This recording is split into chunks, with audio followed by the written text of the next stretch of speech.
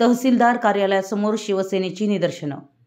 बीड जिल्ह्यातील मसाजोगचे सरपंच संतोष देशमुख यांच्या हत्याकांडातील सर्वच आरोपींना कठोरात कठोर शिक्षा करावी, त्याचबरोबर खंडणी बहादूर वाल्मिकी कराडला सहआरोपी करून मसाजोग गावच्या भरचौकात फाशीची शिक्षा द्यावी अशी मागणी करत शिवसेना शिंदे गटाच्या वतीनं तहसील कार्यालयासमोर निदर्शनं करण्यात आली।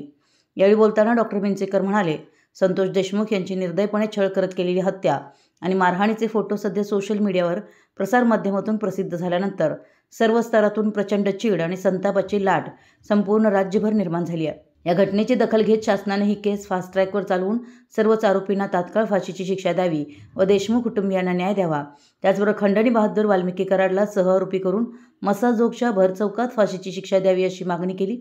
दरम्यान जिल्हा उपप्रमुख अविनाश बनगे, महिला आघाडी जिल्हा प्रमुख यांनीही तीव्र शब्दात हत्येचा निषेध करत कराडला फाशी द्या अशी मागणी केली। त्यानंतर हातकणंगले येथील तहसील कार्यालयासमोर कराडच्या फोटो जोडे मारो आंदोलन करण्यात आलं। त्याचबरोबर समाजवादी पक्षाचे आमदार अबू आझमी यांनी औरंगजेबाचं उदात्तीकरण करण्याच्या वक्तव्याचाही यावेळी निषेध करण्यात आला।